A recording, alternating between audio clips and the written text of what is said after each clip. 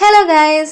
ഇന്നത്തെ വീഡിയോ നമ്മുടെ normal study vlogs അല്ല. Today we are going to discuss about government jobs versus private jobs. ഇന്ന് ഞാൻ ഇവിടെ പറയാൻ പോകുന്ന കാര്യങ്ങൾ നിങ്ങൾക്ക് ശരിക്കും യൂസ്ഫുൾ ആയിരിക്കും. കാരണം ഞാൻ ഒരു ജോബിനെയും ഫേവർ ചെയ്തിട്ടല്ല സംസാരിക്കാൻ പോകുന്നത്. ഫസ്റ്റ് ഞാൻ ഗവൺമെന്റ് ജോബ്സിന്റെ പ്രോസ് ആൻഡ് കോൺസിനെ കുറിച്ചിട്ട് പറഞ്ഞുതരാം. ഗവൺമെന്റ് ജോബ് കേരളത്തിലെ ജനങ്ങൾക്കിടയിൽ ഇത്രയും പ്രസ്റ്റീജിയസ് ആയിട്ടുള്ള ഒരു ജോബ്സ് ആയിട്ട് മാറാനുള്ള പ്രധാന കാരണം അതിന്റെ ജോബ് സെക്യൂരിറ്റി ആണ്. കാരണം ഗവൺമെന്റ് ജോബിൽ നിന്ന് പെട്ടെന്ന് ഒരാളെ ലേ ഓഫ് ചെയ്യാനോ പിരിച്ചുവിടാനൊന്നും പറ്റത്തില്ല. പ്രൈവറ്റ് ജോബിലാണെങ്കിൽ നമ്മൾ നന്നായിട്ട് പെർഫോം ചെയ്തില്ല എന്നുണ്ടെങ്കിൽ കമ്പനി നമ്മളെ പിരിച്ചുവിടും, അത് ഷുവർ ആണ്. ബിക്കോസ് പ്രൈവറ്റ് ഫേംസ് കൂടുതലും പ്രോഫിറ്റ് ഓറിയന്റഡ് ആയിട്ടാണ് വർക്ക് ചെയ്യുന്നത്. പക്ഷേ ഗവൺമെന്റ് ജോബ്സ് എന്ന് പറയുന്നത് അത് സർവീസ് ഓറിയന്റഡ് ആണ്. പിന്നെ ഗവൺമെന്റ് ജോബിനെ അത്രയും അട്രാക്റ്റീവ് ആക്കുന്ന വേറൊരു കാര്യം പെൻഷൻ സ്കീംസ് ആണ്. കാരണം നമ്മൾ റിട്ടയർഡ് ആവുന്ന സമയത്ത് ഒരു വലിയൊരു ബിഗ് ഹ്യൂജ് അല്ലെങ്കിൽ കോർപ്പസ് എമൗണ്ട് നമുക്ക് കിട്ടും. ഗവൺമെന്റ് ജീവനക്കാരുടെ റിട്ടയർമെന്റ് കാലഘട്ടം ആരെയും ഡിപ്പെൻഡ് ചെയ്യാതെ അവർക്ക് സന്തോഷത്തോടെ ജീവിക്കാൻ വേണ്ടിയിട്ടാണ് ഇത്രയും ഒരു പെൻഷൻ സ്കീം എന്ന് പറയുന്ന ഒരു കാര്യം ഗവൺമെന്റ് നടപ്പിലാക്കിയിട്ടുള്ളത്. ഇങ്ങനെ ഒരു പെൻഷൻ സ്കീം പ്രൈവറ്റ് സെക്ടറിൽ നിങ്ങൾക്ക് അറിയുന്ന പോലെ ഓഫർ ചെയ്യുന്നില്ല, which is one of the biggest drawback of private sector jobs. അടുത്തൊരു മേജർ കാര്യം എന്ന് പറയുന്നത് വർക്ക് ലൈഫ് ബാലൻസ് ആണ്.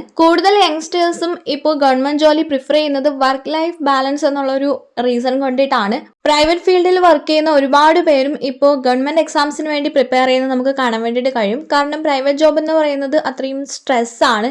എല്ലാ പ്രൈവറ്റ് ഫാമിലിയും അങ്ങനെയാണെന്ന് പറയുന്നില്ല, പക്ഷേ അത്ര ഒരു വർക്കിംഗ് കൾച്ചർ ഇല്ലാത്ത നല്ലൊരു എംപ്ലോയീസിന് കൂടുതൽ ഇമ്പോർട്ടൻസ് കൊടുക്കുന്ന ഒരു ഫാം അല്ലാന്നുണ്ടെങ്കിൽ അവിടെ നമുക്ക് വലിയൊരു വർക്ക് ലൈഫ് ബാലൻസ് പ്രതീക്ഷിക്കാൻ പറ്റത്തില്ല. പിന്നെ ഗവൺമെന്റ് ജോലിക്കാരുടെ ഏറ്റവും വലിയ ബെനിഫിറ്റ് എന്ന് പറയുന്നത് അവർക്കൊരു ഫിക്സഡ് ആയിട്ടുള്ള ടൈം പീരീഡ് മാത്രം വർക്ക് ചെയ്താൽ മതി. അതായത് ഒരു ഡേ ഷിഫ്റ്റ് ആയിരിക്കും അവർക്ക് കൂടുതൽ ഉണ്ടാവുക. ആൻഡ് 10 to 5 എന്ന് പറയുന്ന ഒരു ടൈം മാത്രം അവർക്ക് പണിയെടുത്താൽ മതി. അതിനുശേഷം അവർക്ക് വീട്ടിൽ പോകാം. സോ ഒരു ഓവർ ടൈം ചെയ്യേണ്ട ഒരാവശ്യവും ഗവൺമെന്റ് സെക്ടർ ജോബ്സിൽ വരുന്നില്ല. അപ്പോൾ കുറച്ചും കൂടി നമുക്ക് ഫാമിലി ആയിട്ടൊക്കെ ടൈം സ്പെൻഡ് ചെയ്യാനുള്ള ഒരു അവസരം നമുക്ക് ഗവൺമെന്റ് ജോബ് തരുന്നുണ്ട്. പിന്നെ അടുത്തൊരു കാര്യം എന്ന് പറയുന്നത് സ്ട്രെസ് ഫ്രീ ആയിട്ടുള്ള ജോബ് ആയിരിക്കും. എല്ലാ ജോബും അത്രയും സ്ട്രെസ് ഫ്രീ ആണെന്ന് നമുക്ക് പറയാൻ പറ്റില്ല. പക്ഷേ ഞാൻ പറഞ്ഞ പോലെ വർക്ക് ലൈഫ് ബാലൻസ് ഉള്ളത് കൊണ്ട് തന്നെ ഗവൺമെന്റ് ജോബൊന്നും അത്രയും കഠിനമായിട്ടുള്ള ജോബൊന്നും അല്ല. നമുക്ക് പഠിച്ചെടുത്ത് ചെയ്യാൻ പറ്റുന്ന ജോബ്സ് മാത്രമേ ഉള്ളൂ. പ്രോപ്പർ ആയിട്ടുള്ള ട്രെയിനിങ് ഒക്കെ ഗവൺമെന്റ് ഭാഗത്ത് നമുക്ക് കിട്ടുന്നതാണ്. സോ നമുക്ക് വർക്കിൽ നന്നായിട്ട് കോൺസെൻട്രേറ്റ് ചെയ്യാനും പറ്റും. അത്രയും കുറച്ചും കൂടിയൊക്കെ ഈസിയാണ് പ്രൈവറ്റ് ജോബിനെ കാട്ടിയും ഗവൺമെന്റ് ജോബ് ചെയ്യാൻ വേണ്ടിയിട്ട്. പിന്നുള്ള ഒരു ബെനിഫിറ്റ് എന്ന് പറയുന്നത് ഇൻഷുറൻസ് കവറേജ് ആണ്. അത് നമുക്ക് മാത്രമല്ല നമ്മുടെ ഫാമിലിക്കും ഇൻഷുറൻസ് കവറേജ് കിട്ടുന്നതാണ് ഗവൺമെന്റ് ജോബ് ആണെന്നുണ്ടെങ്കിൽ. പിന്നെ നമ്മൾ ഡിപ്പാർട്ട്മെന്റ് ടെസ്റ്റ് ഒക്കെ എഴുതുന്നുണ്ടെങ്കിൽ നമുക്ക് അടുത്തൊരു ഹയർ പൊസിഷനിലോട്ടൊക്കെ കയറാൻ വേണ്ടിയിട്ട് പറ്റും. സോ ഇതൊക്കെയാണ് മേജർ ആയിട്ടുള്ള പ്രോസ് എന്ന് പറയുന്നത് അല്ലെങ്കിൽ ബെനിഫിറ്റ് എന്ന് പറയുന്നത് ഗവൺമെന്റ് എക്സാംസിന്റെ അല്ലെങ്കിൽ ഗവൺമെന്റ് ജോബ്സിന്റെ. ഇനി പറയാൻ പോകുന്നത് ഗവൺമെന്റ് ജോബിന്റെ ഡ്രോബാക്സിനെ കുറിച്ചിട്ടാണ്. ഫസ്റ്റ് ഡ്രോബാക്ക് ആയിട്ട് ഞാൻ പറയുന്നുള്ളത് സ്ലോ പ്രൊമോഷൻ ആയിരിക്കും. കാരണം ഗവൺമെന്റ് ജോബിൽ നമ്മൾ കയറി കഴിഞ്ഞാൽ നമുക്കറിയാം ഒരുപാട് വർഷത്തെ എക്സ്പീരിയൻസ് ഉണ്ടെങ്കിൽ മാത്രമായിരിക്കും നമുക്കൊരു ഹയർ പോസ്റ്റിലോട്ട് പ്രൊമോഷൻ കിട്ടുന്നുണ്ടാവുക. അടുത്ത ഡ്രോബാക്ക് എന്ന് പറയുന്നത് സാലറി ഇൻക്രിമെന്റ്സ് ആണ്. സാലറി ഇൻക്രിമെന്റ്സ് എന്ന് പറയുന്നത് ചിലപ്പോൾ ആനുവലി ആയിരിക്കും. അത് വളരെ തുച്ഛമായിട്ടുള്ള സാലറി ഇൻക്രിമെന്റ്സ് ആയിരിക്കും ഗവൺമെന്റ് ജോബ്സിലുള്ള ഉദ്യോഗസ്ഥർക്ക് കിട്ടുന്നുണ്ടാവുക as compared to private sector. So salary ഇൻക്രിമെന്റും പ്രൊമോഷനും വളരെ സ്ലോ ആയിരിക്കും ഗവൺമെന്റ് ജോബ്സിൽ. അടുത്ത ഡ്രോബാക്ക് ആയിട്ട് എനിക്ക് തോന്നിയിട്ടുള്ളത് സ്കിൽ ഡെവലപ്മെന്റ് ആണ്. ഗവൺമെന്റ് ഉദ്യോഗസ്ഥർ പലപ്പോഴും സ്കിൽ ഡെവലപ്മെന്റ് ചെയ്യാൻ വേണ്ടിയിട്ട് ശ്രമിക്കാറില്ല. അവർക്ക് ഇടയ്ക്കൊക്കെ ട്രെയിനിങ് കിട്ടുന്നുണ്ടായിരിക്കും, പക്ഷെ ഒരു വേറെ എന്തെങ്കിലും അവരുടെ ഒരു പേഴ്സണൽ ഗ്രോത്തിന് വേണ്ടിയിട്ടും അല്ലെങ്കിൽ സ്കിൽ എൻഹാൻസ് ചെയ്യാനൊക്കെ എക്സ്ട്രാ ഒരു എഫേർട്ട് ഇടുന്നത് പൊതുവെ കുറവാണ്. കാരണം അവരൊരു കംഫർട്ട് സോണിൽ വർക്ക് ചെയ്ത് പോകുന്നുണ്ടായിരിക്കും. ഫർദർ ഒരു സ്കിൽ ഡെവലപ്മെന്റ് ചെയ്യാറില്ല. അത് പലർക്കും നെസസറി ആയിട്ട് തോന്നിയിട്ടും ഉണ്ടാവില്ല. പിന്നെ നിങ്ങൾ ശ്രദ്ധിച്ചാൽ നിങ്ങൾക്ക് മനസ്സിലാവും ഗവൺമെന്റ് ഉദ്യോഗസ്ഥർ ഒരു ലിമിറ്റ് വിട്ട് അധികം റിച്ച് ആകാറില്ല. കാരണം അവർക്ക് കിട്ടുന്ന സാലറിയും പെർക്സ് എന്നൊക്കെ പറയുന്നതും അതും അത്രയും കുറച്ച് ലിമിറ്റഡ് ആണ് as compared to private sector. So ഇത്രയൊക്കെയാണ് ഗവൺമെന്റ് ജോബിന്റെ ബെനിഫിറ്റ്സും ഡ്രോബാക്സും. ഇനി നമുക്ക് പ്രൈവറ്റ് ജോബിന്റെ ബെനിഫിറ്റ്സും ഡ്രോബാക്സും നോക്കാം. പ്രൈവറ്റ് ജോബിന്റെ ഏറ്റവും വലിയ ബെനിഫിറ്റ് എന്ന് പറയുന്നത് അത് കിട്ടാൻ വേണ്ടിയിട്ട് വളരെ ഈസിയാണ്. കാരണം നമ്മൾ നന്നായിട്ട് റെസ്യൂമൊക്കെ പ്രിപ്പയർ ചെയ്ത് ഇന്റർവ്യൂ നന്നായിട്ട് അറ്റൻഡ് ചെയ്താൽ നമുക്ക് എന്തായാലും പ്രൈവറ്റ് ജോബ് കിട്ടും.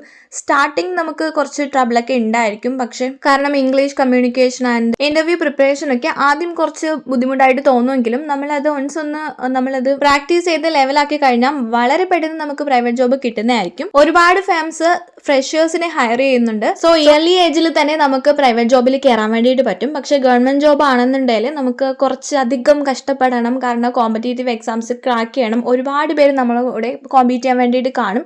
സോ അവരെയൊക്കെ പുറകിലാക്കിക്കൊണ്ട് നമ്മൾ ആ എക്സാം ക്രാക്ക് ചെയ്താൽ മാത്രമേ നമുക്ക് ഗവൺമെന്റ് എക്സാം കിട്ടത്തുള്ളൂ. പക്ഷെ അത്രയും ഒരു കോമ്പറ്റീഷൻ പ്രൈവറ്റ് ഫീൽഡിൽ വരുന്നില്ല. അതാണ് ഏറ്റവും വലിയ വലിയ ബെനിഫിറ്റ് എന്ന് പറയുന്നത്. ആസ് എ ഫ്രഷർ നമ്മൾ കയറുമ്പോൾ നമുക്ക് കുറച്ച് സാലറി കുറവായിരിക്കും, പക്ഷെ എക്സ്പീരിയൻസ് കൂടുന്തോറും നമ്മുടെ സാലറിയിൽ അത്രയും ഇൻക്രിമെന്റ് വരും. സോ നെക്സ്റ്റ് ബെനിഫിറ്റ് എന്ന് പറയുന്നത് സാലറി ആണ്. കാരണം നല്ലൊരു സാലറി നമുക്ക് പ്രൈവറ്റ് ഫേമിൽ നിന്ന് എക്സ്പെക്ട് ചെയ്യാം. നമ്മൾ എക്സ്പീരിയൻസ്ഡ് ആണ് ആൻഡ് സ്കിൽഡ് ആണെന്നുണ്ടെങ്കിൽ നമുക്ക് എന്തായാലും നല്ലൊരു സാലറി പാക്കേജിൽ പ്രൈവറ്റ് ഫേമിൽ വർക്ക് ചെയ്യാൻ വേണ്ടിയിട്ട് പറ്റും. ഒരു പെർട്ടിക്കുലർ ഡൊമൈൻ ചൂസ് ചെയ്തിട്ട് 2-3 വർഷം അവിടെ എക്സ്പീരിയൻസ് ഉണ്ടെങ്കിൽ തന്നെ നല്ലൊരു സാലറി ബെനിഫിറ്റ് നമുക്ക് കിട്ടും. ഇപ്പോൾ നിങ്ങൾ കണ്ടിട്ടില്ല, IIM IIT എന്നൊക്കെ പഠിച്ച് ഇറങ്ങുന്നവർ ക്യാമ്പസ് പ്ലേസ്മെന്റ് വഴി 1 കോടി രൂപയുടെയൊക്കെ സാലറി പാക്കേജിൽ വർക്ക് ചെയ്യുന്നത്, അതും വലിയ വലിയ MNC കമ്പനികളിൽ. സോ അങ്ങനെ ഒരു ബെനിഫിറ്റ് ഗവൺമെൻറ് ജോബിൽ ഒരിക്കലും കിട്ടത്തില്ല. നമ്മൾ എത്രയൊക്കെ പരിശ്രമിച്ചാലും 1 crore എന്ന് നമുക്ക് അച്ചീവ് ചെയ്യാനേ പറ്റത്തില്ല ഗവൺമെൻറ് ജോബിൽ. സോ സാലറി എന്ന് പറയുന്നത് അത്രയും അട്രാക്റ്റീവ് ആൻഡ് ലുക്രാറ്റീവ് ആണ് പ്രൈവറ്റ് സെക്ടറിൽ. അടുത്തൊരു ബെനിഫിറ്റ് എന്ന് പറയുന്നത് നമുക്കൊരു റിച്ച് ലൈഫ് ലീഡ് ചെയ്യാൻ പറ്റും. അത് എല്ലാ പ്രൈവറ്റ് എംപ്ലോയീസിനും അങ്ങനെയല്ല. ഞാൻ പറഞ്ഞ പോലെ MNCയിൽ വർക്ക് ചെയ്യുന്ന അല്ലെങ്കിൽ നല്ല സ്കിൽഡ് ആയിട്ടുള്ള ഒരു എംപ്ലോയി ആണെന്നുണ്ടെങ്കിൽ എന്തായാലും അവർക്ക് കിട്ടുന്ന സാലറി പാക്കേജും അത്രയും ഹ്യൂജ് ആയിരിക്കും. സോ നമുക്കൊരു റിച്ച് ലൈഫ് ലീഡ് ചെയ്യാൻ വേണ്ടിയിട്ട് പറ്റും. നമുക്ക് ഇഷ്ടമുള്ള കാറ്, വീട്, അതൊക്കെ നമുക്ക് കിട്ടും. സോ നിങ്ങൾക്ക് നല്ലൊരു സ്റ്റാൻഡേർഡ് ഓഫ് ലിവിങ് വേണം എന്നുണ്ടെങ്കിൽ എന്തായാലും പ്രൈവറ്റ് ഫീൽഡ് ചൂസ് ചെയ്യുന്നതായിരിക്കും നല്ലത്. അടുത്തൊരു ബെനിഫിറ്റ് ആണ് ഫാസ്റ്റ് പ്രൊമോഷൻ എന്നുള്ളത്. ഗവൺമെന്റ് സെക്ടറിനെ അപേക്ഷിച്ച് പ്രൈവറ്റ് സെക്ടറിൽ ഫാസ്റ്റ് പ്രൊമോഷൻ ആണ് നടക്കുന്നുണ്ടാവുക. കാരണം നമ്മൾ ഏതെങ്കിലും ഒരു ടാസ്ക് അല്ലെങ്കിൽ പ്രോജക്റ്റ് കംപ്ലീറ്റ് ചെയ്തിട്ടുണ്ടെങ്കിൽ അതിനുള്ള അപ്രീസിയേഷൻ നമുക്ക് കിട്ടും. ഇയർലി പ്രൊമോഷൻ സാധ്യതകളും ഇയർലി ആനുവൽ ഇൻക്രിമെന്റ് ഇൻ സാലറിയും അതൊക്കെ നമുക്ക് പ്രൈവറ്റ് സെക്ടറിൽ അത്രയും അട്രാക്റ്റീവ് ആയിട്ടുള്ള സാലറി പാക്കേജും പ്രൊമോഷനൊക്കെ കിട്ടുന്നതാണ്. അത് നമ്മൾ അത്രയും ഹാർഡ് വർക്ക് ചെയ്യണം, എഫേർട്ട് ഇടണം, അതൊക്കെ ചെയ്താൽ മാത്രമേ കിട്ടത്തുള്ളൂ. പിന്നെ ഒരു കാര്യം എന്ന് പറയുന്നത് സ്കിൽ എൻഹാൻസ്മെന്റ് ആണ്. പ്രൈവറ്റ് സെക്ടറിനെ പോലെയല്ല പ്രൈവറ്റ് എംപ്ലോയീസ് എപ്പോഴും അവരുടെ സ്കില്ല് ഡെവലപ്പ് ചെയ്തുകൊണ്ടിരിക്കും. അവരുടെ കമ്മ്യൂണിക്കേഷൻ സ്കില്ലായാലും ബാക്കി എന്ത് സ്കില്ലായിരിക്കും അവർ ചെയ്യുന്ന ഒരു ജോലിയുടെ ആ ഒരു ഡൊമൈനിൽ എപ്പോഴും അവർ സർട്ടിഫിക്കേഷൻസും കോഴ്സസൊക്കെ എടുത്ത് പഠിച്ചുകൊണ്ടേയിരിക്കും. കാരണം എന്നാൽ മാത്രമേ അവർക്ക് പ്രൊമോഷൻ ആയിട്ട് നല്ല അടുത്ത കമ്പനിയിൽ അവർ ജോലി ചെയ്യുമ്പോഴത്തേക്കും അവർക്ക് അതിനേക്കാളും ഒരു ഇരട്ടി അല്ലെങ്കിൽ ഡബിൾ അല്ലെങ്കിൽ ഒരു 20-30% ഇൻക്രിമെൻ്റ് എങ്കിലും സാലറിയിൽ കിട്ടത്തുള്ളൂ. സോ ഇത്രയൊക്കെയാണ് ബെനിഫിറ്റ് എന്ന് പറയുന്നത്. ഇനി നമുക്ക് ഡ്രോബാക്ക് നോക്കാം. പ്രൈവറ്റ് സെക്ടറിന്റെ ഏറ്റവും വലിയ ഡ്രോബാക്ക് ആണ് ജോബ് സെക്യൂരിറ്റി ഇല്ല എന്നുള്ളത്. കാരണം കമ്പനികൾക്ക് നമ്മൾ എപ്പോൾ വേണമെങ്കിലും ലേ ഓഫ് ചെയ്യാം. ഇപ്പോൾ AI-യുടെയൊക്കെ കടന്നുവരവിന് ശേഷം ഒരുപാട് പ്രൈവറ്റ് ഫീൽഡിൽ ആൾക്കാർക്ക് ജോലി പോയിട്ടുണ്ട്. വലിയ വലിയ MNC കമ്പനികളൊക്കെ ലേ ഓഫ് ചെയ്തിട്ടുണ്ട് ഒരുപാട് ആൾക്കാരെ. അതായത് 10,000-12,000 ആൾക്കാരെയൊക്കെ അവർ വൺ ടൈമിൽ തന്നെ ലേ ഓഫ് ചെയ്ത വാർത്തയൊക്കെ നമ്മൾ കേട്ടിട്ടുള്ളതാണ്. അടുത്തൊരു ഡ്രോബാക്ക് എന്ന് പറയുന്നത് വർക്ക് ലൈഫ് ബാലൻസ് ഇല്ല എന്നുള്ളതാണ്. കാരണം ഓവർ ടൈമൊക്കെ നമുക്ക് ചെയ്യേണ്ടി വരും. അത്രയും സ്ട്രെസ് ആണ് ജോബ്.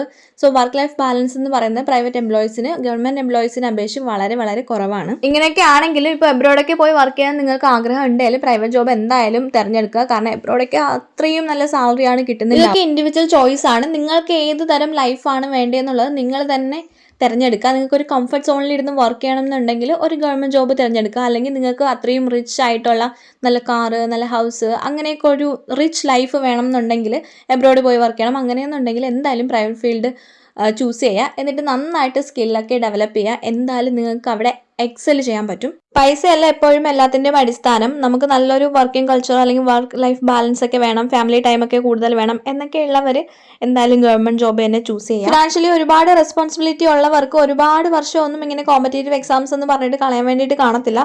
സോ അവരെന്തായാലും ഒരു റിസ്ക് എടുക്കാതെ പ്രൈവറ്റ് ഫാമിലി ജോലി ചെയ്തിട്ട് അതിൻ്റെ കൂടെ പഠിക്കാൻ വേണ്ടിയിട്ട് നോക്കുക. അതാണ് എപ്പോഴും സേഫ് ആയിട്ടുള്ള ഒരു ഓപ്ഷൻ എന്ന് പറയുന്നത്. നമുക്ക് സ്കിൽ ഉണ്ടെങ്കിൽ പ്രൈവറ്റ് ഫാമിലി നമുക്ക് നന്നായിട്ട് വർക്ക് ചെയ്യാൻ വേണ്ടിയിട്ട് പറ്റും. സോ എൻ്റെ നെക്സ്റ്റ് വീഡിയോയിൽ ഞാൻ അഡ്രസ് ചെയ്യാൻ പോകുന്നത് ഈ പ്രൈവറ്റ് ജോബിന്റെ കൂടെ എങ്ങനെ നമുക്ക് ഗവൺമെന്റ് ജോബിന് വേണ്ടിയിട്ട് പഠിക്കാം എന്നുള്ളതാണ്. സോ അത്രയേ ഉള്ളൂ ഇന്നത്തെ video. If you like this video, please like and subscribe my channel and thank you for watching.